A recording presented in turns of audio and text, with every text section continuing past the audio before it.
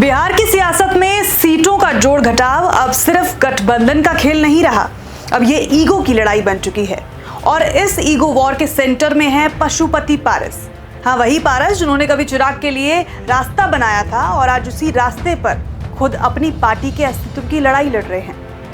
बिहार चुनाव 2025 महागठबंधन में सीट बंटवारे की खींचतान जारी है और इस बीच बड़ी खबर आई है कि पशुपति पारस ने आरजेडी के 3 सीटों का ऑफर ठुकरा दिया है और एक साफ मैसेज दे दिया है कि मुफ्त की राजनीति अब नहीं चलेगी। सूत्रों की माने तो पारस कम से कम 5 सीटों पर लड़ना चाहते हैं, लेकिन आरजेडी ने जो 3 सीटें दी उसमें अलौली विधानसभा सीट भी नहीं थी, जो पासवान परिवार की सियासी धरती मानी जाती है। यानी अब ये साफ है कि पशुपति पारस महागठबंधन से बाहर हो जाएंगे। हालांकि आखिरी मान मनोबल का दौर अभी भी जारी है।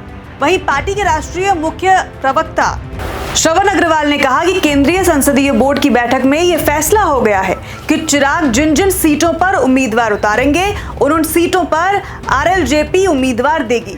चिराग की पार्टी का खाता नहीं खुलने देना है, इसीलिए ये रणनीति अपनाई गई है। चिराग पासवान अकेले भी लड़ेंगे तब भी हर सीट पर उनके खिलाफ कैंडिडेट दिया जाएगा। दूसरी ओर महागठबंधन में सीट शेयरिंग को लेकर उन्होंने कहा कि महागठबंधन के दलों ने हम लोगों से गठबंधन के लिए पहल नहीं की, ना महागठबंधन की बैठकों में हम लोगों को बुलाया गया है। अब जरा पीछे चलते हैं।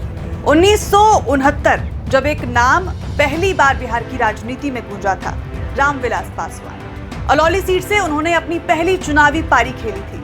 यही सीट उनकी पहचान बनी और ये सीट अब चाचा भतीजे की जंग का मैदान बन चुकी है।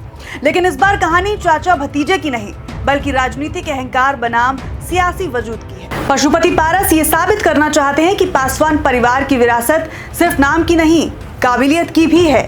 और काबिलियत की इसी जंग में पशुपति पारस ने अपने बेटे यशराज पासवान को भी उतार दिया है। अलौली में आज हर नुक्कड़, हर चौपाल पर एक ही चेहरा दिखता है, यशराज पासवान। पशुपति पारस के बेटे वो महीनों से इलाके में सक्रिय हैं, गांव-गांव जाकर खुद ही कह रहे हैं कि हम ही इस विरासत के असली वारिस हैं। अब सवाल उठता है कि अगर पारस महागठबंधन से खुश नहीं है तो क्या वो बाहर का रास्ता अपनाएंगे या अकेले ही मैदान में उतरेंगे। बुधवार 8 अक्टूबर को पारस की पार्टी के राष्ट्रीय प्रवक्ता श्रवण अग्रवाल ने बड़ा दिलचस्प बयान दिया कि हम एनडीए में वापस नहीं जाएंगे और अगर चिराग एनडीए से बाहर आए तब भी नहीं जाएंगे। हमारे सारे विकल्प खुले हैं। यानी साफ है कि पारस ना तो इधर के रहे ना उधर के, फिलहाल बीच में ही लटके हैं। यहाँ बयान सिर्फ एक पॉलिटिकल लाइन नहीं बल्कि सीट शेयरिंग के मोल भाव का भी हिस्सा है।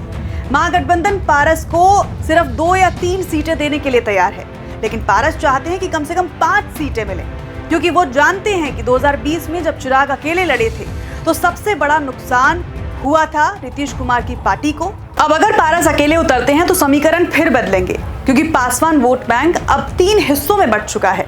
चिराग पासवान यानी एनडीए में, पशुपति पारस अनिर्णय की स्थिति और राजद जो इसे वोट बैंक को जोड़ना चाहता है। राजद ने सोचा कि पारस को साथ लाकर दलित वोट बैंक को कंसोलिडेट किया जा सकता है, लेकिन पारस ने 3 सीटों का ऑफर ठुकराकर एक साफ मैसेज दे दिया है कि मुफ्त की राजनीति अब वो नहीं करेंगे। दरअसल पारस ने यह दिखाना चाहा कि वो किसी के पॉलिटिकल साइड कैरेक्टर नहीं है। उनकी पार्टी का अस्तित्व, उनका नाम और उनकी पहचान सब उनके अपने बलबूते पर है। और अब जब बिहार चुनाव की तारीखें तय हो चुकी हैं, 6 नवंबर और 11 नवंबर को वोटिंग, 14 नवंबर को रिजल्ट, तो अब हर पार्टी को तय करना है कि वो किसके साथ मैदान में उतरेगी। अगर पारस महागठबंधन से अलग हुए तो इसका सीधा असर आरजेडी की रणनीति पर पड़ेगा।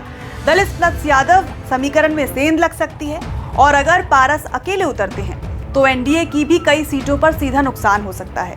यानी पारस इस वक्त किंग नहीं बल्कि किंग मेकर की पोजीशन में है। वो कहते हैं ना, बिहार की राजनीति में कोई दुश्मन स्थायी नहीं होता, बस हित और हित धाराएं बदलती रहती हैं। कल तक जो चाचा भतीजा थे आज वो अलग अलग खेमों में हैं और कौन जानता है कल शायद फिर से साथ में आ जाए।